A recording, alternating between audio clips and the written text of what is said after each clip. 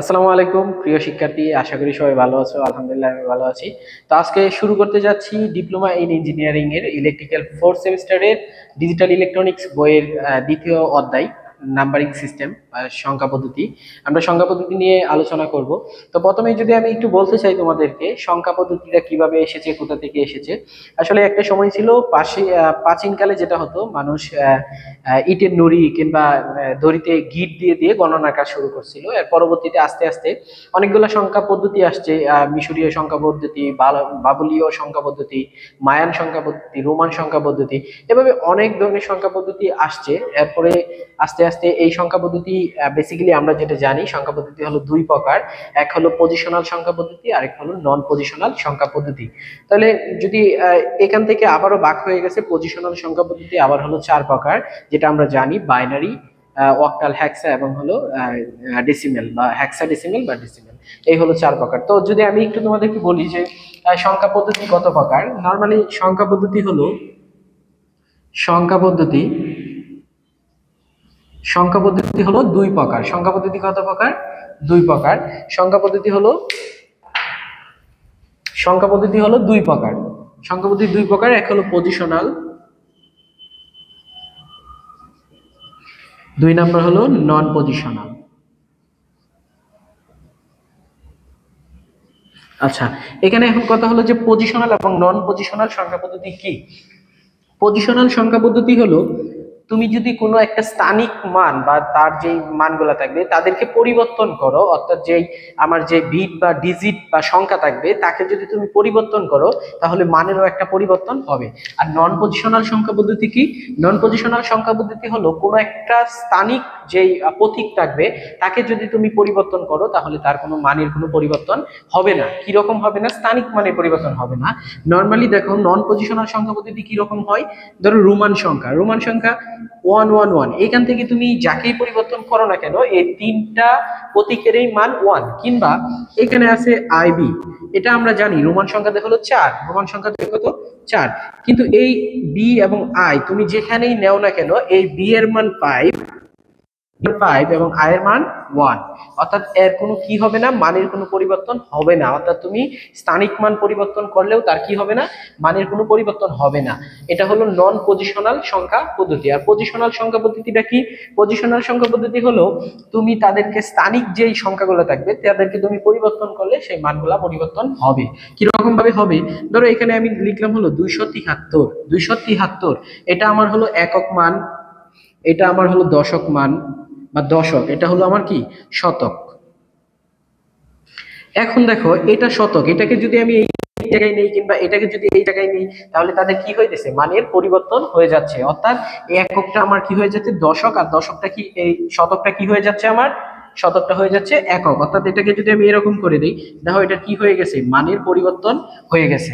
তো আমরা এখান থেকে বুঝলাম পজিশনাল সংখ্যা পদ্ধতি এবং নন পজিশনাল সংখ্যা পদ্ধতি কিভাবে কাকে বলে বা এর যে ব্যাখ্যা সেটা আমরা দেখলাম। এখন হলো পজিশনাল সংখ্যা পদ্ধতি কত প্রকার ও কি কি। পজিশনাল সংখ্যা পদ্ধতি দুই প্রকার, চার প্রকার। পজিশনাল সংখ্যা পদ্ধতি কত প্রকার? চার প্রকার। পজিশনাল সংখ্যা পদ্ধতি হলো চার প্রকার। এক হলো বাইনারি, অক্টাল, ডেসিমেল, চার নাম্বার হলো হেক্সা ডেসিমেল। তাহলে কি দেখলাম? প্রথম থেকে যদি একটু বলি, সংখ্যা পদ্ধতি দুই প্রকার, পজিশনাল, নন পজিশনাল। পজিশনাল সংখ্যা পদ্ধতি চার প্রকার, বাইনারি, অক্টাল, ডেসিমেল এবং হলো হেক্সাডেসিমেল। তাহলে এখানে আমরা প্রথমে জানবো যে বাইনারি কি। বাইনারি হলো দুই সংখ্যা বিশিষ্ট, বাইনারি হলো দুই সংখ্যা বা দুইটি অঙ্ক বিশিষ্ট। তাহলে অঙ্ক দুটো বা দুইটি বিট বিশিষ্ট সংখ্যা, তাহলে সেটা কি? যেমন 0 আর হলো 1, এটা হলো বাইনারি। তাহলে বাইনারি বেস কত হবে? বেস বা ভিত্তি, যেহেতু এখানে সংখ্যা কয়টা, অঙ্ক কয়টা, দুইটা, এই জন্য বাইনারি বেস হলো 2। অক্টাল, অক্টাল হলো 0 1 2 3 4 5 6 7। এখানে দেখো অঙ্ক আছে বা ডিজিট আছে বা বিট আছে কয়টা, প্রত্যেকটাকে আমরা একটা করে বিট বলবো। প্রত্যেকটা সংখ্যাকেই বা অঙ্ককে আমরা কি বলবো, একটা করে বিট। তাহলে এখানে বিট আছে কয়টা? 1 2 3 4 5 6 7 8। তাহলে অক্টালের বেস কত হবে বা ভিত্তি কত হবে? 8। এখন আসলে ডেসিমেল, ডেসিমেল হলো দশমিক সংখ্যা বা আমরা আমাদের নিত্য মানে কাজে, আমাদের প্রত্যেক দিনের কাজে যেই সংখ্যা ব্যবহার করি বা আমরা যেই রিলেটেড ম্যাথ করি সেটা হলো ডেসিমেল সংখ্যা। তাহলে ডেসিমেলের সংখ্যাগুলো কত? 0 1 2 3 4 5 6 7 8 9। এখানে দেখো 10টি সংখ্যা আছে, অর্থাৎ ডেসিমেলের বেস কত? 10। ডেসিমেলের বৃদ্ধি বা বেস হলো 10। এখানে দেখো আবার আছে হেক্সাডেসিমেল, খুবই ইম্পর্টেন্ট একটা সংখ্যা পদ্ধতি বলা যায়। এই হেক্সাডেসিমেল কি রকম ভাবে দেখো, এখানে আছে হেক্সা, হেক্সা মানে 6, আর এখানে আছে ডেসিমেল, ডেসিমেল মানে 10। সবসময় মনে রাখবা এই যে 16 হয়েছে, হেক্সাডেসিমেলের বেস বা ভিত্তি হবে কত? 16। তাহলে এটা কিভাবে লেখা যায়? যেমন হেক্সাডেসিমেলের ক্ষেত্রে কিভাবে আমরা লিখতে পারি? হেক্সাডেসিমেলের ক্ষেত্রে লিখতে পারি 0 1 2 3 4 5 6 7 8 9। এখানে দেখো আছে হলো 10টা, এবং বাকি যেই 10 নাম্বারগুলো আছে যেমন 10 এরকম ভাবে, যেমন 10 11 12 13 14 এই 15। দেখো এখানে আছে 10টা, এখানে আছে কয়টা? 6টা। এই হলো 16। তাহলে এই আমার ডেসিমেল সংখ্যার বেস কত হবে? 16। তাহলে এখানে কি আমরা ডেসিমেল সংখ্যায় 10 11 12 13 এইভাবে লিখতে পারবো না? আমরা এইভাবে লিখতে পারবো না। এই 10-এর জন্য লিখতে হবে হেক্সাডেসিমেলের ক্ষেত্রে 10-এর জন্য লিখতে হবে এ, 11-এর জন্য লিখতে হবে বি, 12-এর জন্য সি, 13-এর জন্য ডি, 14-এর জন্য ই এবং 15-এর জন্য এফ। অর্থাৎ হেক্সাডেসিমেলের ক্ষেত্রে আমরা কি করব? যখন আমরা 15 পাবো সেটার মান হবে কত? এফ। যদি আমরা 12 পাই সেটার মান সি, যদি 10 পাই সেটার মান এ। আর 0 থেকে 9 পর্যন্ত সেম থাকবে। তার মানে এখানে হলো 16, এখানে হলো 6 আর এখানে হলো 10। এই হলো টোটাল। যদি আমি বলি এই টোটাল যদি বলি তাহলে হেক্সাডেসিমেলের কত হয় বেস? 16। হেক্সাডেসিমেলের বেস কত? 16। তাহলে আমি যদি একটু সামারাইজ করে দেই তোমাদেরকে, প্রথমে আমরা একটু জেনে নেই যে সংখ্যা পদ্ধতি কত প্রকার। সংখ্যা পদ্ধতি দুই প্রকার, এক হলো পজিশনাল, নন পজিশনাল। পজিশনাল সংখ্যা পদ্ধতি যার কি হবে, যে স্থানিক মান পরিবর্তন করলে তার মানটাই চেঞ্জ হবে। আবার এখানে কি নন পজিশনাল, যার কি করতে হবে, যে স্থানিক মান যদি তুমি অঙ্কগুলোকে চেঞ্জ করো তাহলে মানের কোনো পরিবর্তন হবে না। তাহলে পজিশনাল আবার কত প্রকার? চার প্রকার, বাইনারি, অক্টাল, ডেসিমেল, হেক্সাডেসিমেল। তাহলে বাইনারি কত? দুই সংখ্যা বিশিষ্ট বা দুইটি অঙ্ক বিশিষ্ট, এর বেস কত? 2। অক্টাল কত? 8টি অঙ্ক বা ডিজিট বিশিষ্ট, এর বেস কত? 8। ডেসিমেল কত? ডেসিমেল হলো 10টি অঙ্ক বা ডিজিট বিশিষ্ট, এর বেস কত? 10। এবং হেক্সাডেসিমেল কত? হেক্সাডেসিমেলের ক্ষেত্রে হলো 16, যেহেতু এখানে 16টা ডিজিট বা বিট ব্যবহার করা হয়, এই জন্য এটার বেস কত? 16। এই হলো সংক্ষিপ্ত সামারাইজ। এখন যদি আমি আরেকটু তোমাদেরকে একটা সিরিজ বলি, যে এই সবগুলার ক্ষেত্রে তোমাদের যখন আমরা রূপান্তর বা কনভার্ট করব, সংখ্যা পদ্ধতির যে কনভার্ট আসবে, সেখানে অবশ্যই তোমাদেরকে মনে রাখতে হবে 1 2 4 8 16 32 64 128 128 212 256 512। মানে এইভাবে শুধু ডবলই হবে। এই দিক দিয়ে যেই সিরিজটা বললাম এটা মনে রাখবা। এটা হলো কি 1 2 4 8 16 32 64, এভাবে ডবল মানে বৃদ্ধি পাবে, মানে যেটা লিখবা এর পরেরটা তার দ্বিগুণ হবে। তো এই সিরিজটা মনে রাখবা। এখন যদি আমি একটু তোমাদেরকে দেখাই যে আসলে এই সংখ্যা পদ্ধতি কিভাবে তাদের মানগুলা আসে, তো আমি যদি একটু তোমাদেরকে দেখাই, দেখো যদি বাইনারির ক্ষেত্রে কি হয় এবং এই মানটা গিয়ে ডেসিমেলে কি হবে, বা অক্টালে কি হবে, বা হেক্সাডেসিমেলে কি হবে। তাহলে এখানে ধরো প্রথমেই দিলাম হলো বাইনারি,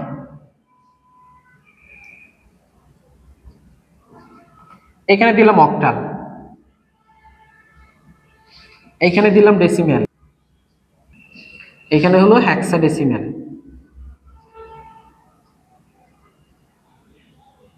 আচ্ছা দেখো, এখন আমি তোমাদেরকে যদি এখানে একটু বলে দেই, যে ধরো আমি সিকোয়েন্সিয়াল করব, যেমন এটা হলো নাম্বার দিয়ে দেই বা নং দিয়ে দেই, যেমন একের জন্য আমার বাইনারি কত হবে?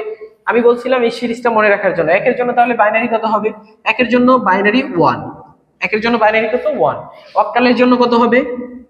1। আচ্ছা এখানে আমি 1 না দিয়ে আমি 0 থেকে শুরু করি। হ্যাঁ, এখানে হলো 0, তাহলে বাইনারির জন্য 0, অক্টালের জন্য 0, ডেসিমেলের জন্য কত? 0, হেক্সাডেসিমেলের জন্য 0। যদি আমি এখানে 1 দেই তাহলে বাইনারির জন্য কত হবে? 1, অক্টালের জন্য কত হবে? 1, ডেসিমেলের জন্য কত হবে? 1, হেক্সার জন্য 1। কারণ আমি যে একটু আগে যে বাইনারি অক্টাল হেক্সাডেসিমেল হেক্সাডেসিমেল নিচে লিখছিলাম, সেখানে তোমরা দেখতে পাচ্ছিলে প্রথম সবগুলারই সংখ্যা হলো 01 থেকে শুরু, 01 0 0 0 1 2 3 4 এভাবে প্রত্যেকটা মানে পর্যায়ক্রমিক ভাবে আসছে। তো এখানে যদি আমি বলি যে 2 এর জন্য কত হবে, এইখানে দেখো একটা ইন্টারেস্টিং বিষয় যে 2 এর জন্য কত হবে, তাহলে 2 এর জন্য বাইনারি কত দেখো তো, এই সিরিজটা দেখো তো, এখানে কত আছে 2 1 2, তার মানে আমি কি করব, যখনই আমার যে সংখ্যা প্রয়োজন তাকে আমি হাই করব। হাই করব মানে হলো 1 দিয়ে করব আর কি। তাহলে এটাকে যদি 1 করি, এটাকে যদি লো করি বা 0 করি, অফ করি, তাহলে দেখো আমি কি পাচ্ছি, এখানে 1 0 পাচ্ছি। মানে 2 এর মানটাকে পাওয়ার জন্য আমি যেই মানটা আমার দরকার সেটাকে আমি হাই করব। তার মানে এখানে কাকে হাই করলাম, 2 কে। তার মানে 2 পাওয়ার জন্য আমার কি লিখতে হবে, 1 0। আর অক্টালের ক্ষেত্রে 2 2, ডেসিমেলের ক্ষেত্রে 2, হেক্সার ক্ষেত্রে 2। আশা করি এটা বুঝতে পারছো। এরপরে যদি আমি 3 বার করি, যে 3 কিভাবে বার হয়, তাহলে 3 এর জন্য দেখো তো আমার এখানে কি করতে হবে, বাইনারির জন্য এই 2 আর 1 কি করতে হইতেছে, আমার যোগ করলে তো 3 হইতেছে। তাহলে এইখানে আমি এই দুইটাকে কি করতে হবে, আমার হাই করতে হবে। তার মানে 3 এর জন্য কত 1 1, 3 এর জন্য কত বাইনারি নাম্বার 1 1। আর এইখানে অক্টালের ক্ষেত্রে 3, ডেসিমেলের ক্ষেত্রে 3, হেক্সার ক্ষেত্রে 3। এরপরে যদি এভাবে আমি নাম্বার করে আসি, যেমন 4 এর ক্ষেত্রে কত হইতেছে দেখো তো, এই 4টাকে পাওয়ার জন্য আমার কি করতে হইতেছে, এটাকে হাই করলে তো 4 পাইতেছি, আর এগুলাকে লো করে দেই। তার মানে আমার এখন বাইনারি সংখ্যা কত লিখতে হবে, যে 1 0 0। এরপরে অক্টালের ক্ষেত্রে 4, ডেসিমেলের ক্ষেত্রে 4, এরপরে হেক্সার ক্ষেত্রে 4। এরপরে যদি আমি 5 বার করি, তাহলে কিভাবে বার করব, এখানে 5, তাহলে 5 বার করলে দেখো তো আমার কি করতে হইতেছে, এই জায়গায় এই সিরিজটার মধ্যে এই 4 এবং 1 এটাকে আমার অন করতে হইতেছে, হাই করতে হইতেছে। তাহলে এটাকে আমার কি করতে হবে, লো করতে হবে না।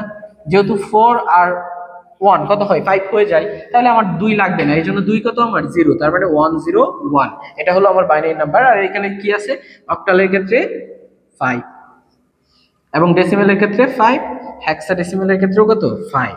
এখানে যদি এইভাবে পরেরটাই যাই, তাহলে দেখো কি হয়, 6 এর জন্য আমার কি করতে হইতেছে, এখানে দেখো কাকে হাই করতে হইতেছে, 2 এবং হইছে 4 কে হাই করতে হইতেছে, এবং এটাকে কি করতে হইতেছে, লো করতে হইতেছে। তার মানে এখানে কত 1 1 0, আর এখানে কত 6, এখানে কত 6, এখানে কত 6।